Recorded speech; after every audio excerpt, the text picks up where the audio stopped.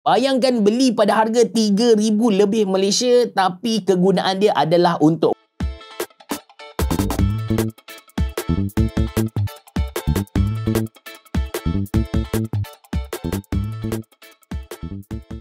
Assalamualaikum warahmatullahi wabarakatuh. Saya nak kongsikan dengan anda 3 produk yang saya beli tapi tak utilize betul-betul. Sebelum beli tu excited gila. Fikir macam kalau aku beli produk-produk ni confirm dia akan ubah hidup aku yang boring ni. Aku akan balik main game lah. Harga dia pun boleh tahan, paling murah dalam RM1,200 Malaysia, paling mahal lebih dari RM3,000 Malaysia. But yes, lepas beli guna dalam sebulan 2 bulan buat video review, after that memang tak guna langsung lah. Mungkin video ni boleh jadi pedoman kepada anda. Mungkin anda kena tahan nafsu anda supaya tak lakukan pembaziran seperti mana saya lakukan. Kita mulakan dengan produk yang pertama, iaitu Xbox Series S yang ada dekat depan saya ni. Last konsol yang saya beli adalah PS3. Masa tu saya dekat Jepun.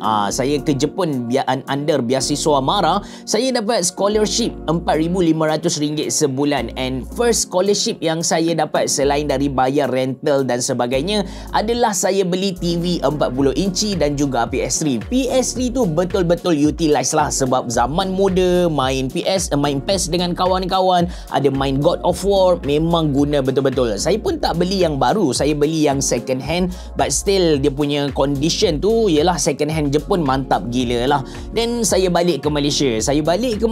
Saya jual PS3 saya kepada Syakir. Syakir first time dia masuk Mona Lisa sebagai part-time salesman. Saya jual dengan harga RM300 Malaysia. Memang murah, but bagi saya okey lah sebab di Jepun dah 3 tahun saya guna betul-betul. Bila balik Malaysia saya dah tak sentuh dia. Why not saya jual, at least saya dapat RM300 Malaysia lah kan.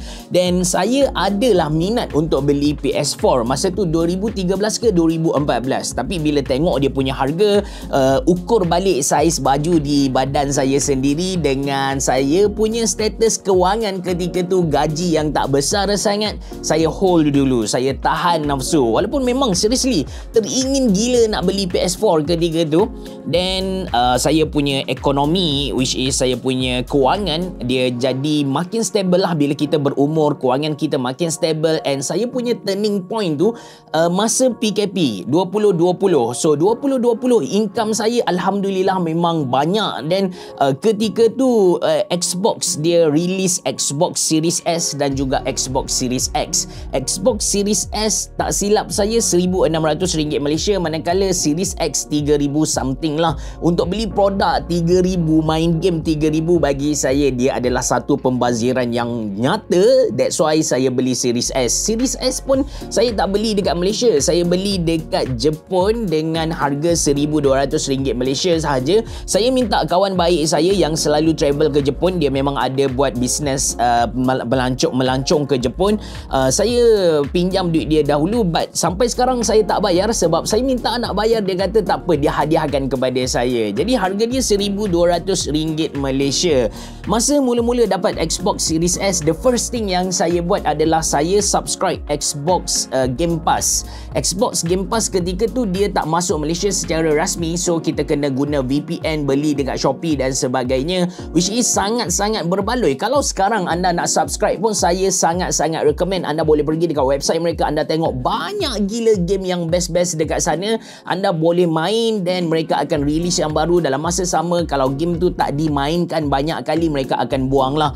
Game library dia kita kata besar gila, and game-game yang dia tawarkan kepada kita pun syok lah. Anda boleh main juga dengan dekat smartphone anda, tak perlu PC, main je dekat smartphone. Lagi best kalau anda gabungkan tak boleh lah, Xbox Game Pass dia tak boleh nak gabung dengan GeForce Experience. Memang tak boleh nak guna cloud gaming dengan cloud PC, memang tak boleh. So anda kena ada PC anda sendirilah. So saya subscribe Xbox Game Pass, saya main FIFA, lepas tu saya ada main juga My Time in Portia. Dia macam game Harvest Moon cuma dalam gambar yang 3D, nampak lebih real. Saya main kejap je lah, tak sempat nak bina rumah yang mantap gila, tak sempat nak bina mesin, just simple saja. Dan saya ada kekangan masa, saya tak sempat main. But yes, saya suka dia, saya suka dengan design dia, saya letak di tepi TV saya, but tak buka langsung. Saya rasa lah the best thing happen dekat Xbox Series saya ni bila mana ada seorang kawan saya yang belajar dekat Jepun sama dengan saya, dia minta pinjam untuk tesis PhD dia. 3 bulan jugalah dia pinjam benda alah ni, and sekarang dia dah grad, dia dah dapat pangkat doktor. Itulah, saya rasa itu yang paling berbaloi dekat Xbox Series S. Itu pun bukan untuk saya, untuk kawan saya. Dia ada minta bayar, tapi saya kata bayar dalam bentuk joystick Xbox saja, sebab joystick dia boleh dikatakan joystick yang paling bagus lah ada atas muka bumi ni. Anda boleh guna dekat PC. So ini item yang pertama.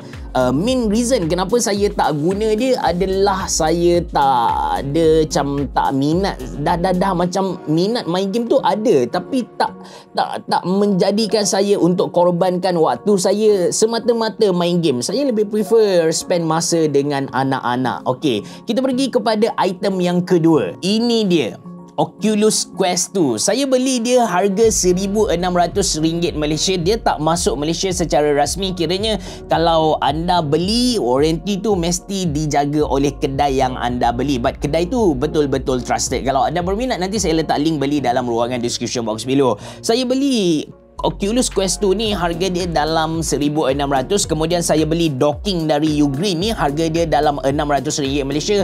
Total adalah RM2,200 Malaysia. Kisah saya dengan VR ni, first VR yang saya main adalah HTC Vive. HTC Vive ni kita nak setup dia memang leceh, kena pasang sensor dekat belakang kiri, and dia jenis wayar, susah untuk kita bawa ke mana-mana. Plus kita kena ada satu PC gaming yang mantap gila. Total kalau anda nak main VR ketika tu, anda kena spend lebih kurang dalam RM5,000 Malaysia. Memang satu amount yang sangat besar, and saya takkan beli dia lah. Bila saya tahu Oculus ataupun Meta dia keluarkan Oculus Quest 2 yang mana di dalam ni ada built-in OS dia tersendiri, saya excited. Yelah, kalau dulu kita nak main VR kita kena set up itu ini bagai kan, tapi sekarang anda just ambil dia punya VR, dia punya headset ni, anda pakai dan anda boleh main. Even masa anda bukan masa anda tidur, tapi dalam keadaan anda baring. Betul-betul best guys. Plus harga dia bukan macam HTC Vive, harga dia RM1,600 Malaysia. Docking ni adalah option, anda nak beli ke tak nak beli tak apa, tak ada masalah. And kebetulan pula masa saya beli tu, bukan saya belilah, beberapa bulan lepas saya beli tu, Mark Zuckerberg dia announce yang dia tukar Facebook kepada Meta. Direction Meta ketika tu adalah akan fokus kepada virtual reality lah. And ketika tu saya rasa macam, oh ini adalah pilihan yang bijak, beli Oculus Quest 2. Lepas ni kita akan hidup di alam yang baru. Plus dengan NFT punya scene ketika tu sangat-sangat rancak. Ada orang beli tanah dalam virtual reality Meta tu sendiri. So ini adalah dunia baru saya fikir ketika tu. But yalah, tak ada apa-apa berlaku. Mula-mula memang saya guna VR ni untuk main game. Adalah beberapa game yang saya main. Of course, Beat Saber tu adalah game yang wajib bila anda pakai Oculus ni kan. Then akhirnya dia tersadai di rak. Walaupun saya kata yang dia portable, kita boleh guna dalam keadaan baring dan sebagainya, but still dia kena makan space. And bila kita pakai dia, kita betul-betul rasa terasing dengan dunia. Benda ni bagi saya tak best. Betul, Oculus Quest 2 dia ada kamera yang mana kalau kita nak tengok di luar, kita boleh see through dia. But still, dia mengasingkan kita dengan dunia luar. Rasa tak selamat, rasa tak... seriously, kalau anda tak ada dedicated room, anda tak ada dedicated space, dia tak enjoy lah, tak enjoy guna dia. Sekarang adalah saya guna dia selepas kita kata 1.5 tahun ataupun 2 tahun, saya pun dah lupa umur dia.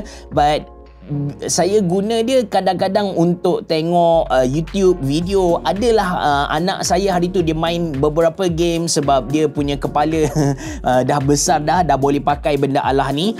Tengok dia orang main sampai dah terkoyak benda alah ni. So Oculus Quest sekarang dia dah ada yang latest punya Quest 3. Yang tu saya tak pernah try, and saya rasa saya tak akan beli even untuk review, sebab saya tak nampak industri VR ni akan berkembang dengan lebih besar. Buat masa ni dia macam ada limitation. Mungkin bila Apple keluarkan provision satu headset yang gabungkan VR dan juga AR, mungkin zaman tu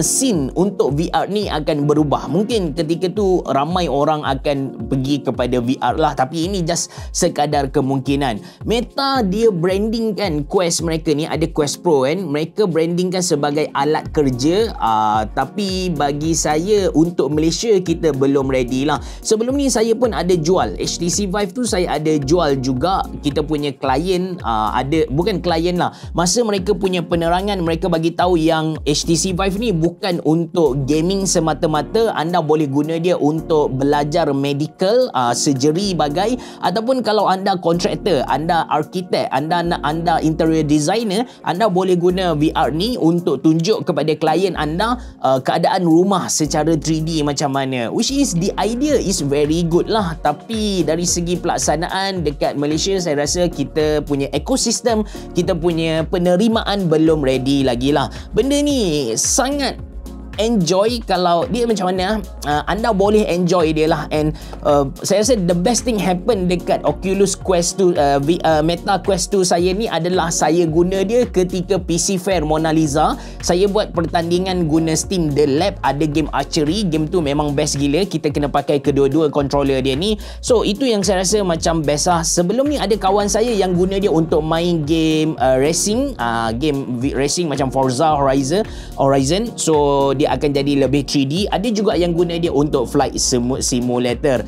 Kalau anda nak beli, anda boleh beli. Saya tak larang langsung, cuma anda kena check, anda kena tanya diri sendirilah, adakah anda akan guna dia betul-betul. Saya nak jual balik pun macam segan sebab dah kotor, dah rosak banyak dah. So saya akan keep sajalah sampai dia rosak. Okey, kita pergi kepada item ketiga, which is item ketiga ni adalah item yang paling membazir dalam hidup saya, sebab saya just guna dia tak sampai 2 bulan pun guys. At last pada akhirnya saya guna dia untuk apa? Untuk keluarkan wallpaper Mona Lisa dekat belakang ni. Bayangkan beli pada harga 3,000 lebih Malaysia, tapi kegunaan dia adalah untuk wallpaper belakang. Perkenalkan, ini adalah Aya Neo Air. Saya ceritanya macam ni.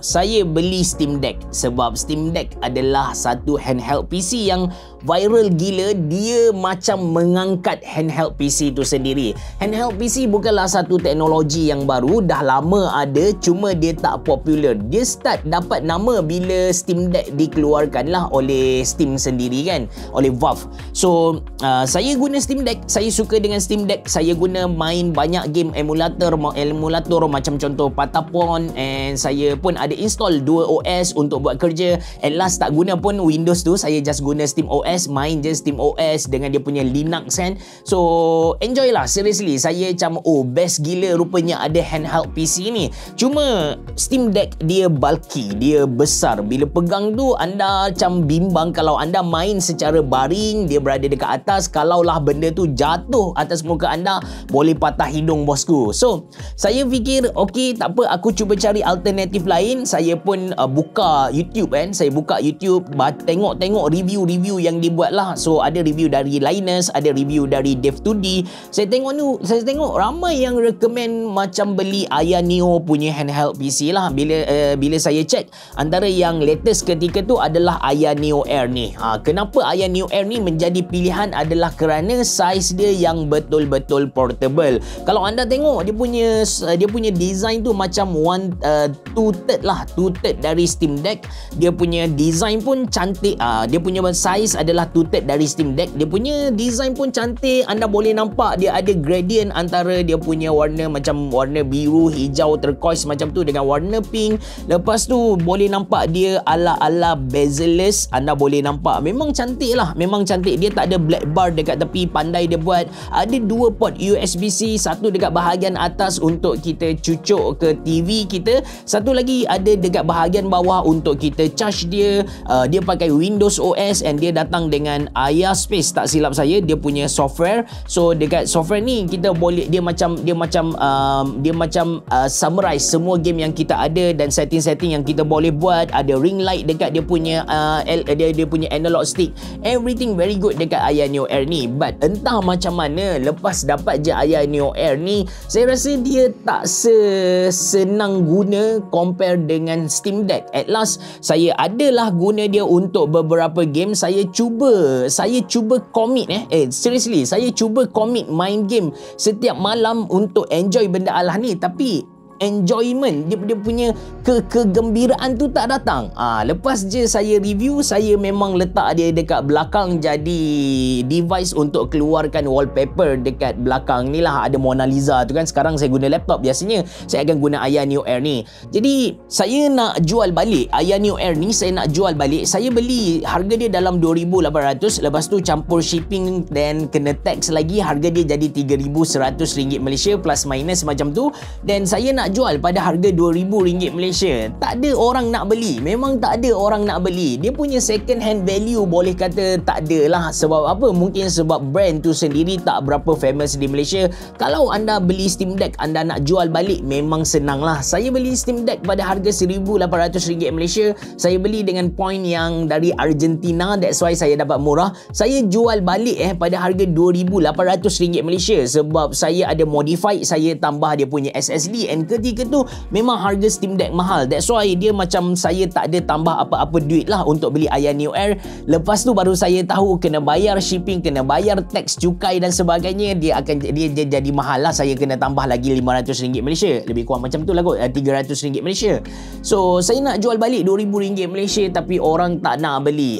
Kecewa jugalah. And kalau anda nak beli handheld PC, seriously saya recommend anda untuk beli Asus ROG Ally. Sebab dia punya second hand value tu ada, plus warranty dia warranty Malaysia. Kalau anda beli Steam Deck OLED kan, yang latest tu, yang pertama saya tak pasti harga dia berapa, yang kedua nak jual balik dia macam sebab warranty dia bukan warranty Malaysia. Mungkin dekat situlah dia punya kelemahan. Tapi untuk Asus ROG Ally, dia punya warranty adalah warranty Malaysia. Senang sikit untuk kita jual. Lenovo Legion Go. Lenovo Legion Go sepatutnya masuk Malaysia pada akhir bulan lepas, tapi based on apa yang orang Lenovo inform kepada saya, memang tak ada apa-apa news lah itu tentang Lenovo Legion Go. Balik kepada Aya Neo Air ni, yes, dia adalah produk dalam ketiga-tiga produk yang saya ketengahkan kepada anda dalam video kali ini, dia adalah produk yang paling membazir saya pernah belilah. Bila tengok balik kan, ketiga-tiga produk ni, kalau saya muda dulu kan, mungkin masa belajar, saya rasa saya akan utilize dia betul-betul. Saya akan guna betul-betul benda-benda tadilah. Tapi mungkin disebabkan umur saya dah makin berumur, dah nak cecah 40 tahun ni, so nafsu main game tu ada. Tapi kalau nak commit untuk main game, nak spend masa lama-lama dekat main game ni, yang tu buat saya berfikir sikit. Bila main game, spend masa lama, dia tak ada masalah. Tapi bila kita mindset mula-mula nak main game tu, kita tahu dah, okay, game ni kalau aku nak main, dia akan ambil masa 1 bulan, dia akan ambil masa 2 jam sehari, saya akan tolak ke tepi. Seriously, sekarang saya ada je main game. Macam contoh game mobile, saya ada main game Reverse Master. Dia game macam Tetris. Game tu pun kalau kita main, dia memang akan ambil masa macam sejam. Kita tak perasan pun, main, tengok-tengok sejam, okay je. Tapi bila kita nak main game tu, kita tahu yang game tu kita kena commit masa 1 jam, 2 jam. Dia buat saya awal-awal lagi macam tak nak lah. Sama juga macam saya nak layan drama Korea ke, drama Cina ke, dia fikir macam kalau tertengok, kita enjoy je semua episod semua drama. Tapi bila kita tahu yang okay, dia 7 episod, jadi kita pun tak apalah, tak nak tengok lagi lah, akan membazir masa. Dia ada satu sentimen ataupun pemikiran macam tu lah. Saya main, seriously, saya ada main macam sebelum ni, saya ada beli retro handheld console kan, saya ada beli Mio Mini Plus. Saya guna je Mio Mini Plus tu, sebab Mio Mini Plus kita boleh forward, kita boleh cepatkan speed, everything jadi laju lah. Saya boleh settlekan game Mega Man tu dalam masa 1 hari setengah sahaja. So saya punya nafsu main game tu ada, tapi yang saya cerita tadi, kalau saya tahu game ni kita kena commit berapa jam macam tu, saya tak nak main. Tapi kalau saya game tu saya main, saya tak sedar yang saya dah main beberapa jam, yang tu okey jugalah. Lepas tu satu lagi, saya punya priority dah bertukar dah. Kalau dulu memang kita punya priority main game, walaupun katakan kena pilih belajar dengan main game, saya pilih main game lagi. Belajar ni tolak tepi kan. Tapi sekarang bila dah tua, bila dah berumur, ada anak ni, priority saya memang pergi kepada anak lah. Kalau anak ajak saya untuk join dia main game ke, main apa-apa, even main hide and seek kan, main nyorok-nyorok pun saya main je. Kalau sekarang kalau main game ni, anak laki saya dia suka main Nintendo Switch, dia ajak saya main Mario Bros, dia ajak saya main Pico, banyak lagi lah game-game yang dia ajak, and saya memang spend masa dengan dia.